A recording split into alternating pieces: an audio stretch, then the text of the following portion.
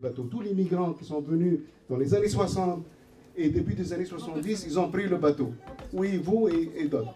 Maintenant, on revient à cette tradition, malheureusement, qui parfois elle est dramatique, parce qu'il y a aujourd'hui, dans les conditions de départ, il y a des gens qui perdent la vie, mais c'était l'origine.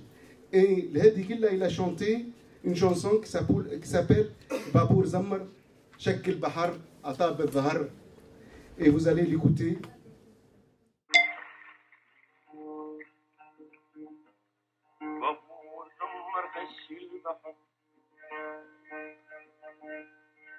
بابور ضم خش البحر عطاب السهر الأرض المصنع الزلوكة عطاب السهر الأرض المصنع الزلوكة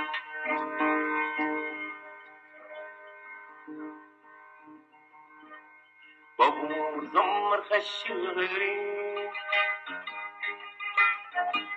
بابور ضم خش الغريب سالك غريب كده أرض غربة يا حريم بابور ضم خش الغريب بابور ضم خش الغريب سالك غريب كده أرض غربة يا حريم عطيب ظهره الوجه الصديق عطيب ظهره الوجه الصديق وقلبي الرفيق وجوه لهاني طب يا سفر دموع كذا دموع كذا وجوه لهاني طب يا سفر دموع كذا دموع كذا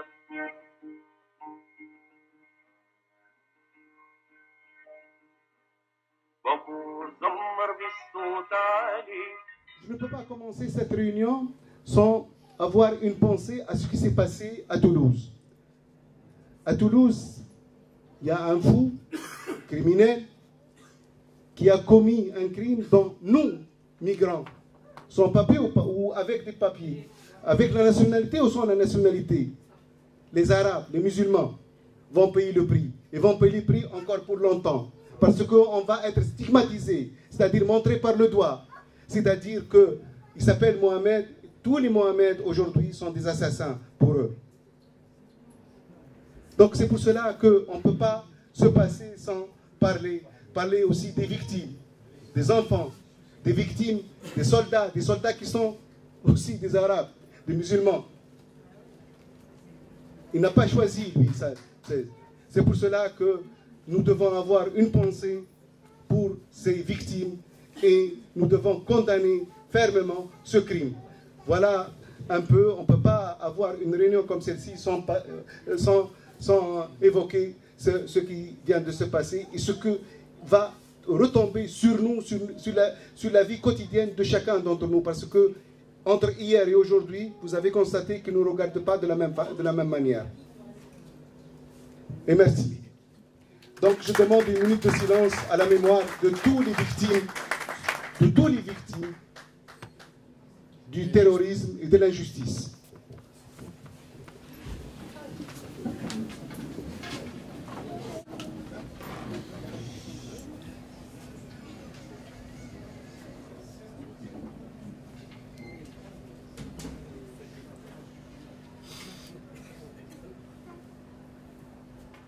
Aujourd'hui, on va parler de migrants. On va parler de vous, bien sûr, des migrants qui sont ici, mais surtout aussi, on va parler de migrants que vous ne soupçonnez pas, des migrants qui sont là-bas, qui sont chez nous, les migrants de chez nous, parce que nous aussi, on a de nos migrants. Et on a la chance d'avoir parmi nous 2 migrants de là-bas qui ont réussi à venir ici et qui ont vécu longtemps là-bas, spécialement au Maroc. Ils vont nous parler. Il y a Fabien Didier. Il est président du collectif des communautés subsahariennes au Maroc, une association de migrants qui défend les migrants subsahariens. Fabien Didier Yéné, je suis originaire du Cameroun. J'ai passé 10 ans de vie au Maroc. Je viens d'arriver récemment en France. Je suis en situation régulière, il faut peut-être le dire. Mais au niveau du Maroc, je suis le président du collectif des communautés subsahariennes au niveau du Maroc. C'est-à-dire des pays subsahariens qui sont au niveau du Maroc. Il est bien vrai, au niveau du Maroc, comme vous le savez, comme le modérateur vient de le dire, il existe une chasse aux faciès. C'est-à-dire pour les autorités, c'est la guerre aux Noirs. Parce que forcément, il faut se le dire, il faut dire des choses comme ça se présente, qui bien évidemment demandent du travail et qui cherchent du travail au Maroc, partout au Maghreb, en Algérie, au Maroc, en Tunisie, mais on ne fait pas trop référence à cette catégorisation des migrants. Donc quand on dit migrants au Maghreb, c'est forcément les gens noirs qui viennent des pays de l'Afrique subsaharienne. Je suis l'auteur d'un livre intitulé « Migrants au pied du mur » qui retrace les récits des vies des subsahariennes, des personnes venant des pays subsahariennes. Vous voyez, ça c'est la version française. Actuellement, la traduction en arabe ne va pas tarder. D'ici décembre, on aura une version en arabe. Ce livre a été traduit en allemand. Voici la version allemande. Ça montre l'importance ou bien les véracités qui existent dans ce livre, cette initiative. C'est-à-dire quoi? Vous qui êtes devant moi aujourd'hui, vous dites on ne peut pas revendiquer nos droits en France, en Europe, alors que nous, on ne reconnaît pas le droit des étrangers dans nos pays. Je pense que c'est pour cette position que nous sommes là ce soir pour discuter de l'éventualité de la régularisation des personnes subsahariennes dans ces pays du Maghreb. Peut-être que je serai un peu long pour vous faire l'historique de notre pays. Je dis bien notre pays parce qu'aujourd'hui le Maroc c'est mon second pays. 10 ans de vie, celui qui va m'enlever ces 10 ans de vie au Maroc, je ne le connais pas. J'ai passé 10 ans de vie dans ces pays. J'ai vécu dans ces pays du nord au sud. Je disais chaque jour, je consommais marocain. Je respirais l'air marocain, je vivais dans des maisons marocaines, je contribuais comme n'importe qui pouvait vivre au Maroc, malgré que le regard qu'on avait vis-à-vis de moi était toujours le regard d'un étranger, pas très différent du regard qu'on a aussi de vous et de moi actuellement ici en France. Mais en fait, le problème reste toujours le même, celui où on stigmatise l'étranger, où l'étranger est classé comme des personnes de seconde zone. Et nous pensons que le forum migration qui va se tenir à Oujda très bientôt sera une occasion en or où les synergies peuvent se développer, c'est-à-dire la coordination des sans-papiers ici en Europe, en France, à Bruxelles. On va se lever tous pour dire nous sommes tous des personnes en déplacement. Que ce soit des Marocains qui sont en France, que ce soit des Camerounais qui sont aux États-Unis, que ce soit des Français qui partent aux États-Unis, nous sommes tous en déplacement, nous avons tous les mêmes problèmes, nous avons tous les mêmes difficultés, nous avons tous les mêmes besoins. Et pour ce faire, il faudrait que le Maroc commence pour une première fois à reconnaître que ces gens qui sont sur son territoire, certes ils veulent aller en Europe, mais on peut aussi les régulariser. Parce qu'en fait, on ne peut pas demander les droits sans reconnaître les droits des autres. Merci, j'ai beaucoup bavardé. Je vous remercie. Merci pour la réunion. C'est bien, comme mon prédécesseur l'a répété tout à l'heure, c'est bien de faire beaucoup de collectifs et de faire beaucoup d'associations, mais il faudrait que nos combats soient unis. Il faudrait qu'on fuse ensemble. Parce que ce que les gens ils oublient, c'est qu'il n'y a pas de critères de régularisation. Il n'y a pas de loi de régularisation. On nous parle de 10 ans. Mais la lutte a fait aujourd'hui qu'il y a une dérogation pour une certaine norme. Pourquoi de cette dérogation, tout le monde n'en bénéficie pas? Mais il ne faudrait pas que nos combats soient dispersés. Parce que la politique de l'État, c'est quoi? C'est de disperser pour mieux régner. On a la CGT qui parle d'immigrants travailleurs, des sans-papiers travailleurs. Est-ce qu'il y a quelqu'un qui a quitté au bled pour venir pour dire qu'il ne travaille pas? Tout le monde est travailleur. On veut des papiers, on ne veut pas des papiers précaires. Des papiers qui sont conditionnés et qui ont du mal à être renouvelés. Non. On veut des papiers qui peut nous servir lorsqu'on a obtenu, on n'a plus besoin encore de se prendre la tête. Il faudrait que sur nous aussi, les sans-papiers, le combat aille au-delà même des frontières de la France seulement.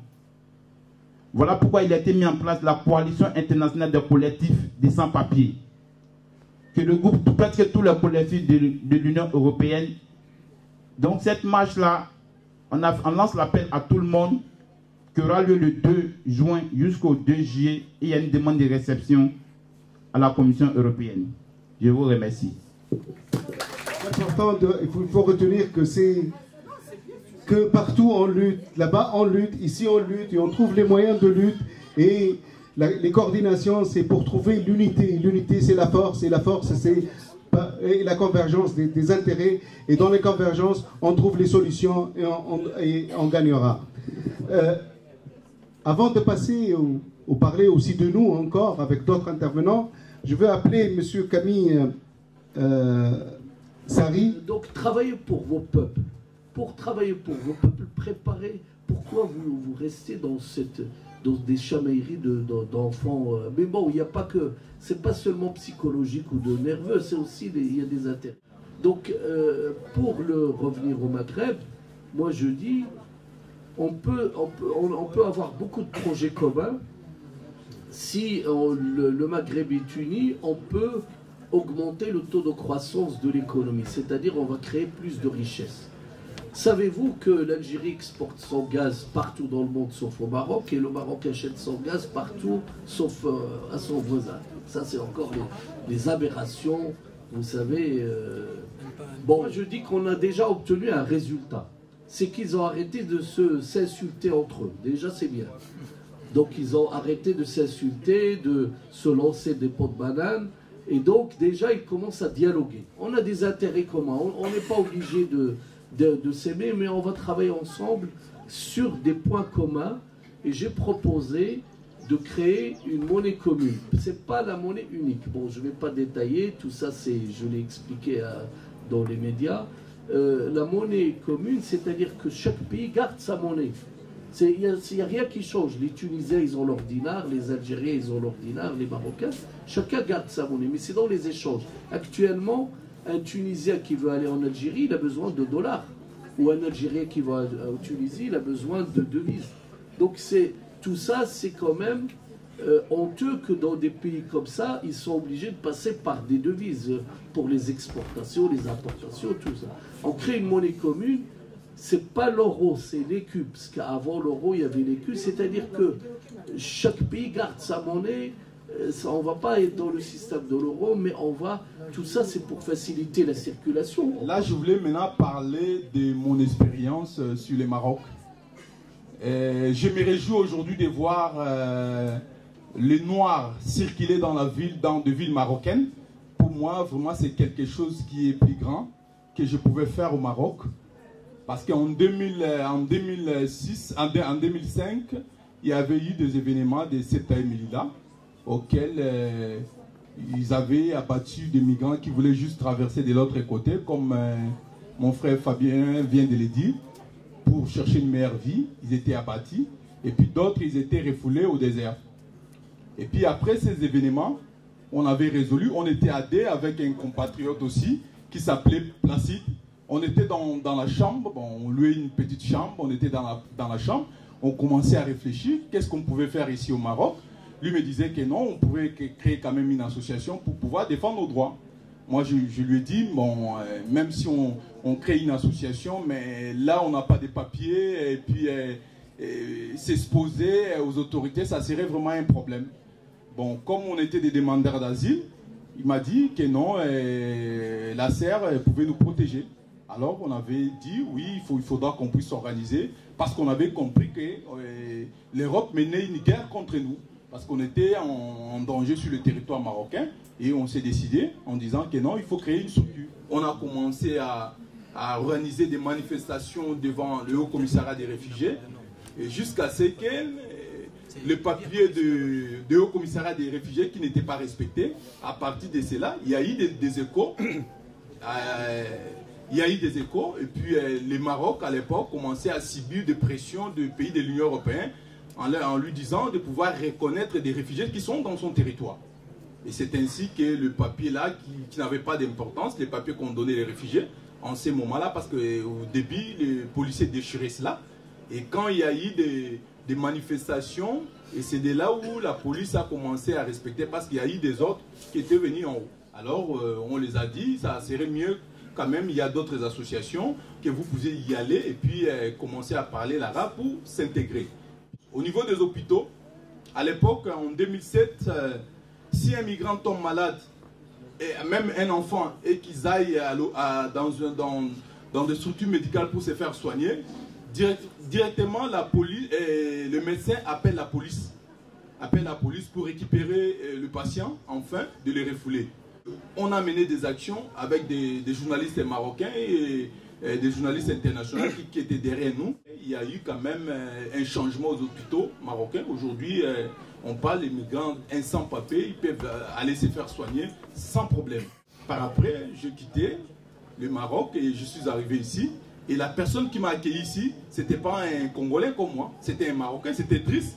Moi, j'étais chez Driss pendant 6 à 7 mois. Jusqu'à ce que j'ai eu ma place, j'ai quitté chez Driss pour faire voir qu'on est tous des Africains. Et s'il y a une solidarité entre nous, on pouvait quand même mener vraiment cette bataille. Je travaille, bon, j'ai une association auquel je suis président, les conseils des migrants. Et puis, il y a la plupart des Marocains, si on arrive à les arrêter, placer au centre de rétention, nous, on travaille en collaboration avec une association qui finance pour pouvoir payer les avocats. Et on a arrivé quand même à faire sortir 6 à 7 Marocains qui étaient enfermés dans le centre de rétention. Et puis nous, on avait pris des contacts avec les avocats et on les a rémunérés. C'est comme ça qu'on travaille. Et puis on avait aussi créé un réseau de solidarité entre les étrangers pour pouvoir accueillir de nouvelles personnes qui arrivent dans notre ville. C'est ça en grosso modo. Merci.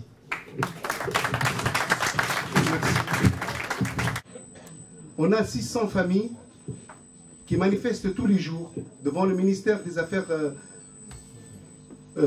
étrangères pour demander, vous avez tous entendu parler de la vague de migration de Lampedusa, 25 000 Tunisiens qui sont partis après la révolution, qui sont atterris à Lampedusa.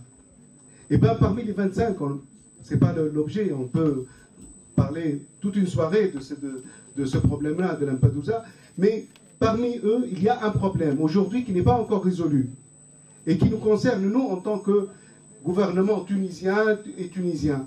C'est 600 familles, 600 migrants qui sont partis aussi comme les 25 000, mais qui ne sont jamais arrivés. Et on ne sait pas où ils sont. Moi, j'ai été cette semaine au Maroc. Et il y avait une réunion du comité de suivi qui prépare avec nous la rencontre d'Oujda. Et c'est pour vous donner quelques informations. La rencontre d'Oujda, du forum des migrants, au niveau des migrants aussi bien au niveau du Maghreb qu'au niveau de l'Europe, on a décidé qu'elle aura lieu le 6 et le 7 octobre prochain. Alors cette date, elle est importante parce qu'elle est symbolique. C'est la date où les migrants subsahariens, ils ont fait une tentative collective de traverser les grilles entre Ceuta et Melilla et pour passer de l'autre côté et qui ont été massacrés. Vivre dans la dignité là où nous sommes comme êtres humains parce que d'une manière ou d'une autre nous apportons, nous contribuons et notre solidarité entre nous migrants et aussi avec le mouvement de solidarité des pays qui nous accueillent. Au Maroc, c'était les Marocains, ici en France, c'est les associations françaises et d'autres internationales qui nous soutiennent. Ensemble, nous construisons à notre... Premièrement, c'est que, quel que soit de quel côté on se trouve, on est souvent confronté à des lois inhumaines, hein, qu'on soit salarié ou dirigeant, on est confronté à des lois inhumaines. Et moi qui ai vécu en France, qui a été aussi un peu salarié à un moment donné avant d'être universitaire aussi, j'étais aussi mon propre pays, hein, je suis originaire du Maroc, j'étais confronté à cette situation ubuesque, kafkaïenne, tous les jours, où tous les soirs, je ne savais pas si le lendemain, les 20 ou 30% de travailleurs subsahariens que j'avais, hein, j'allais les retrouver le lendemain. Et lorsque j'en discutais avec les inspecteurs du travail, hein, ils appliquaient bêtement une loi, hein, qu'on leur imposait, qui était, à partir du moment où ils n'avaient pas de papier, ils n'avaient pas le droit de travailler. Cette question de la libre circulation est une autre question qui est fondamentale et qui est liée à l'immigration ici. C'est la question de la régularisation. Et porter cette question de la régularisation des sans-papiers là-bas ne peut être que bénéfique ici pour mettre en compte dans la contradiction déjà les pouvoirs publics dans ces pays-là et ici, et construire surtout une mobilisation des immigrés avec ou sans papier ici et là-bas. Les pays comme le Maroc et autres qui doivent faire la chasse aux migrants sur leur propre pays. Donc c'est ça qui est grave, c'est ces accords de réadmission dans le cadre de l'aide au développement. C'est ce qu'on doit dénoncer. Et ceci, c'est justement dans le cadre des directives européennes. Et c'est pour cette raison que les sans-papiers, dans le cadre de la marche européenne, vont dénoncer ces directives. Parce que, a priori, les principaux responsables, ce sont les chefs d'État. Merci. On parlait avec des amis toujours de la libre circulation au Maghreb. Pourquoi ne pas parler aujourd'hui de la libre circulation en Afrique? Je pense que nous devons voir les choses à un autre niveau que de rester toujours cloisonné sur « je suis l'immigré qui est là, qui attend sa carte de 10 ans ». Et peut-être la nationalité française après pour être protégée définitif. Et oublier ce qui s'est passé, comment j'étais venu ici en Europe, en France et tout ça. Parce que tout simplement, nous sommes tous venus d'ailleurs. Nous avons un devoir moral de dire d'où nous venons. Parce qu'on ne part pas de son pays par gaieté de cœur. On ne part pas parce qu'on a envie de partir. Dès qu'on part, on enterre notre destin, notre passé, notre histoire, nos amis, nos frères et sœurs, on les enterre tous. Et on part pour renaître ailleurs. Ça, il ne faut pas l'oublier. C'est la phrase que j'attends et que je voudrais toujours porter dans ma bouche. La lutte continue.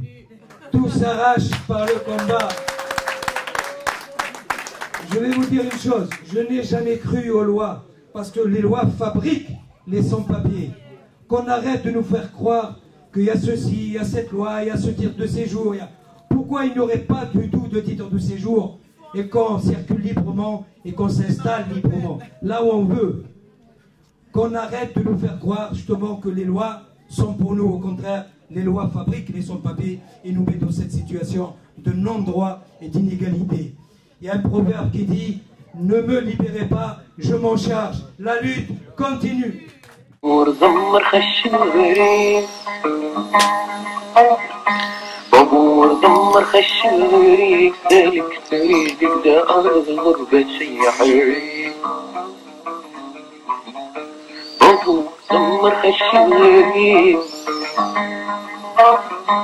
بابور زمر خشم غريك سالك طريقك دا الغربة شي حريك عطيب ضرور وجه صديق عطيب ضرور وجه صديق وقلبي الرفيق وجوه هالي طف يا صفر هموك ضرب وجوه هالي طف يا صفر هموك ضرب